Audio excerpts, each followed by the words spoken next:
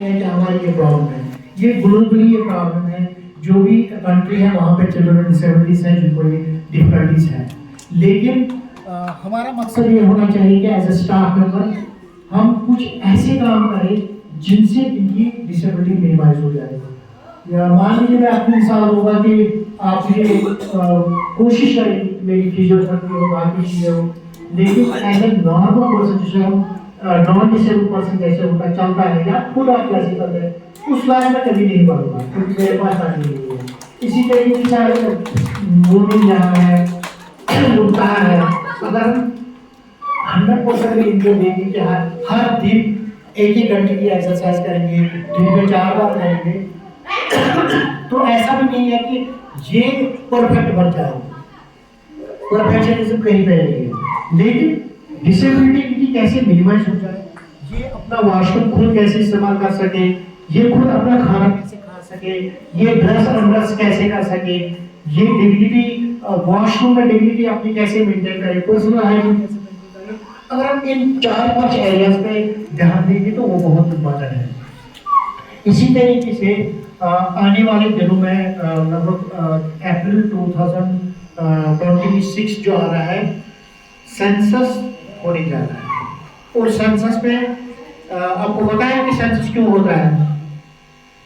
Why is country doing the census of people?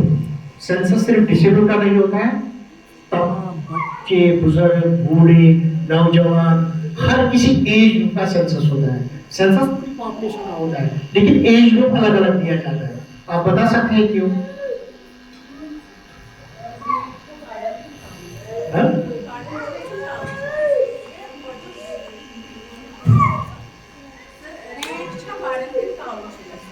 एक दूसरा mortality rate, तीसरा mortality rate, और इनमें कोई भी चीज इसके साथ नहीं मिलता है। ये हेल्थ सेंसस पे आ गए। मोर्टेलिटी रेट क्या है, हम कितने पॉपुलेशन में देखते हैं कि जिंदा लोग कितने हैं, बिल्कुल। और पॉपुलेशन सेंसस इसलिए किया जाता है, क्या हमारे बच्चों को एजुकेशनल राइट्स मिल रहे हैं? अगर हमारे पास इंडिया में 2 करोड़ चिल्ड्रन है या 5 करोड़ बच्चे हैं या 10 करोड़ बच्चे हैं, क्या इनके लिए एक्सेप्शन स्कूल्स हैं, चाहे इनके लिए हेल्थ केयर है, चाहे इनके लिए वो रिक्रिएशन फैसिलिटी है, क्या इनके लिए जो एंटी डिजीज जो इम्यूनाइजेशन है क्या वो होता है, क्या हम इनको बचा पाते हैं डिजीज से? क्योंकि कंट्रीज का जो प्लान बनता है कि बच्चों के लिए अलग जरूरत है, जवान के लिए अलग जरूरत है, हायर लेवल के जो एडल्ट्स है जैसे 30 से 40 तक, मिडिल एज लोग जो है 40-50 के एज वाले, क्या उनको फैसिलिटीज मिलती है? सीनियर सिटीजन को फैसिलिटी मिलती है? Ration, national food security act India ने बनाया, क्या सबको राशन मिलता है? क्या सबको हेल्थ केयर मिलता है? तो ये प्लान होता है, ये एक कंट्री में हमारी पॉपुलेशन क्या है, उनको एजुकेशन, उनका हेल्थ केयर, इनका एम्प्लॉयमेंट, कितने लोग एम्प्लॉयड हैं, एग्रीकल्चर स्टेटस क्या है, हमारी खेती कितनी निकलती है, बाहर से कितना अनाज हमें इंपोर्ट करना पड़ेगा ताकि जो खाने की अशिया है उसकी नीड्स को फुलफिल किया जाए। ये प्लान होता है। मान लीजिए कल मैं इस स्कूल का सेंसस करूंगा, कितने बच्चे हैं, उससे मैं क्या करूंगा, मैं अपने टीचर्स लाऊंगा, मैं अपने रिसोर्सेज जनरेट करूंगा, कितने बच्चों को व्हील चेयर जरूरत है उनको व्हील चेयर में लाऊंगा, कितने को हेयरिंग एड जरूरत है इतने हेयरिंग एड में लाऊंगा, कितने को यूनिफॉर्म की जरूरत है, कितने मेल्स हैं कितने फीमेल्स हैं, फीमेल्स के लिए कितना टॉयलेट होना चाहिए, कितने नंबर ऑफ वॉशरूम्स होने चाहिए, ये सब देखने के लिए प्लान इसी को बोलते हैं। तो आपको ये सेंसस याद रहा। सेंसस की बात क्यों आई? सेंसस में पर्सन विद डिसेबिलिटीज की भी काउंटिंग की जाती है, ये याद रखना। जब इन्यूमरेटर्स आते हैं जिनको एक ड्यूटी दी जाती है, आप घर घर जाइए और काउंट कीजिए, बच्चे कितने हैं, बूढ़े कितने हैं, एक फैमिली साइज कितना है, घर कितने हैं, कच्चे कितने हैं, पक्के कितने हैं। तो उस वक्त हम 2-4 चीजें पर्सन विद डिसेबिलिटी के बारे में भी पूछे जाएंगे। हमारा जो रोल होना चाहिए कि कॉलम होते हैं, इतनी चीजों को सेंसस में देख रहा है, ये एग्रीकल्चर भी देखना है, यूथ भी देखना है, एंगेजमेंट भी देखनी है, मैरिजेस भी देखनी है, मैरिज भी देखना है, मेल फीमेल रेशियो भी देखना है, जेंडर कितने क्या है वो भी देखना है। पर्सन विद डिसेबिलिटीज के लिए जो कॉलम है वो 9 कॉलम, कितना कॉलम है? 9 कॉलम। 9 कॉलम में क्या देखना है कि are you person with disability, कौन सी टाइप ऑफ डिसेबिलिटी है। हमारे यहाँ गवर्नमेंट ने या through rights of person with disabilities act में 21 टाइप्स ऑफ डिसेबिलिटीज को रिकॉग्नाइज किया गया है। इसमें ब्लड डिसऑर्डर्स आते हैं, पहले haemophilia, thalassemia, sickle cell anaemia, इन चीजों को मतलब गिना नहीं जाता था, अब उनको भी गिना जाता है क्योंकि उनको कुछ एंटी हीमोफिलिक फैक्टर्स की जरूरत है।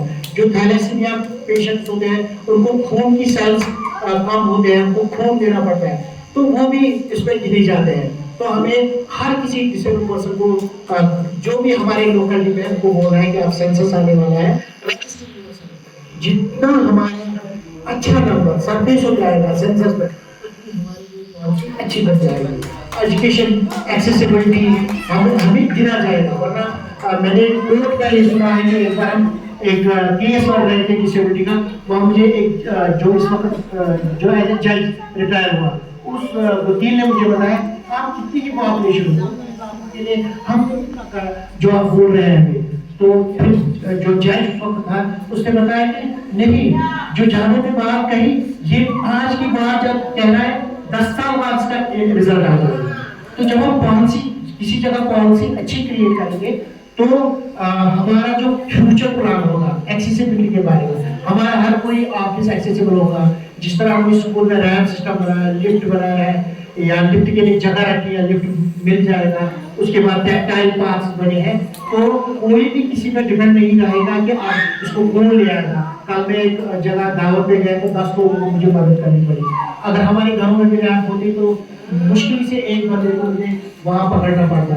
तो इसी तरीके से अगर हम इन चीजों पर ध्यान देंगे, अगर हम डिसेबिलिटी में काम कर रहे हैं तो सच में हमें as a disability advocate, as a friend of person with disability बनना चाहिए। सेंसस है तो सेंसस में मदद करो।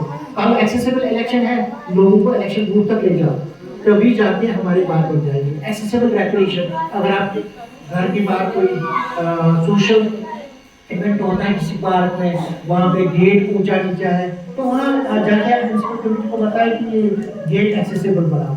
या कोई मैरिज हॉल है तो वहाँ मैरिज हॉल में पर्सन विद डिसेबिलिटीज के लिए हम ये चीज़ें करा सकते हैं, क्योंकि आप अक्सर देखेंगे जब पर्सन डिसेबिलिटी दावत पे जाता है वो शियो केस बन जाता है, सभी इसके इर्द गिर्द आते हैं, क्योंकि उनको लगता है कि ये पहला बंदा है जिससे शायद आज दावत खाई है। मतलब विश्वासन के अगर बुराई से खानदार लोग तूता करीबी बासन के अकबर जो बहने रहा करेंगे, और ये बहने जो है ये तब खत्म हो जाएंगे जब हमारे पास फैसिलिटेटर्स हो जाएंगे। अगर मैं आपको मान के चलूं कि मैं डिसेबिलिटी के बारे में आपको नहीं बताऊंगा, आप भी सुबह ये कोकून की लाइट आके सिलिका जो कोकून होता है वो सिलिक वर्म क्या करता है, वो अपने आगे पीछे झाड़ होता है और बाद में उसी में जाके मर जाता है। वो नहीं होना चाहिए। It should be replicating model, जो मैंने यहाँ किया वो दूसरी जगह होना चाहिए। अगर आपने यहाँ पे काम किया तो कल जाके आप, अगर आपकी शायद थोड़ा दूर भी किसी जगह हो, आप वहाँ ये सेंटर खोलने चाहिए। आप अपनी दम पे ये चीज़ें करनी चाहिए, तभी आप मतलब रियलिटी में कहीं पे काम कर रहे हैं। तो सेंसस में आप सबको पर्सन डिसेबिलिटीज को आप अपने तरीके से अवेयर कीजिए कि सेंसस में अपना नाम जरूर डालिए। जितना इंडिया में सेंसस का सरफेस पर्सन डिसेबिलिटी या डिसेबिलिटी सेक्टर का ऊंचा आ जाएगा, उतनी अच्छी प्लानिंग बन जाएगी, उतनी हमारे लिए फैसिलिटीज बन जाएगी और राइट्स मिलेंगे। और जो इम्प्लीमेंटेशन ऑफ द एक्ट है, मान लीजिए कि कल मुझे कोई पूछ रहा था कि एक्ट से क्या होता है, तो मैंने उसको 4-5 एग्जाम्पल दी। मैं यहाँ भी मैं 1-2 एग्जाम्पल बताऊंगा।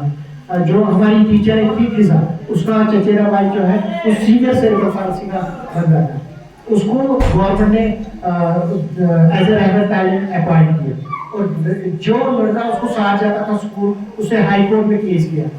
भाई मैं इसको स्कूल लेता था, मैं इसकी हेल्प करता था, लेकिन सईद बशीर ने first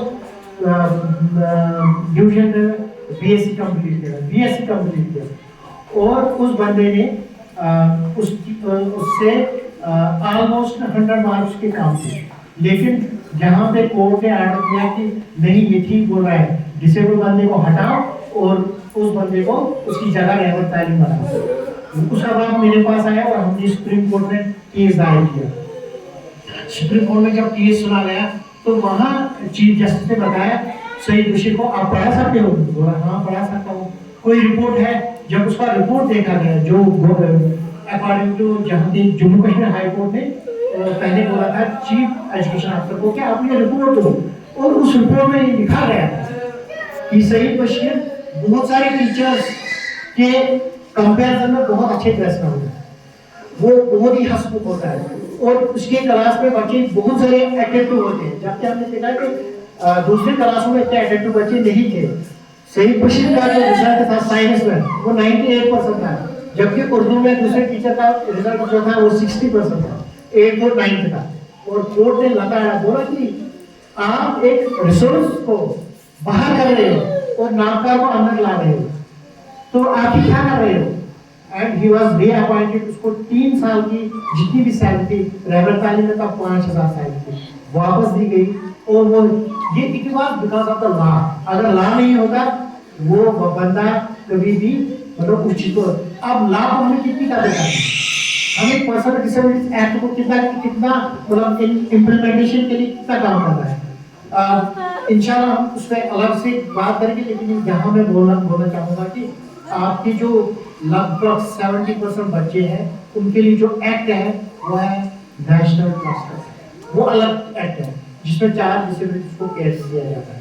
one is mental retardation, जिन बच्चों को भी आईक्यू लेवल कम है, जो बच्चे जिस कैलकुलियम में उनको मैथमेटिक्स नहीं आता है, डिसग्रेफिया है, लिख नहीं पाएंगे, डिसलेक्सिया है, वो बार रिपीट करके वो भूल जाते हैं वो अपनी तालीम को, उनके लिए नेशनल ट्रस्ट एक्ट है।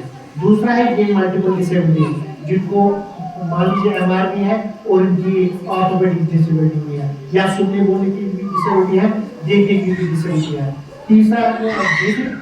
तीसरी कैटेगरी है ऑटिज्म, जो कि एंटायर जिनको जो स्पेक्ट्रम में है, ऑटिज्म स्पेक्ट्रम डिसऑर्डर, जो इसमें बहुत सारी कंडीशंस हैं, बहुत सारे अलग अलग चीजें हैं, लेकिन अब हम ऑटिज्म को ऐसे ही बोलते हैं कि ऑटिज्म में जिनको भी ऑटिज्म है तो उनको भी नेशनल ट्रस्ट एक्ट में बहुत सारे फायदे मिलते हैं।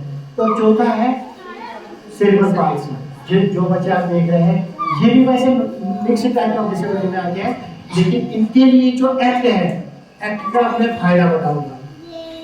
नंबर 1, इनके लिए जो हेल्थ इंश्योरेंस, इनको हेल्थ इंश्योरेंस हो जाता है जिसमें इनको 60,000 पर ईयर होता है, जिसमें इनकी फिजियोथेरेपी का खर्चा, अगर ये डायपर का है तो डायपर का खर्चा, अगर ये मेडिसिन है, एपिलेप्टिक सीजर्स है या साइकियाट्रिक मेडिसिन है, ये उनका नुस्खा ला सकते हैं, इसकी बिल ला सकते हैं। और इनकी जो इम्प्लीमेंटेशन है नेशनल ट्रस्ट एक्ट, जो हमारी यहाँ पे जम्मू में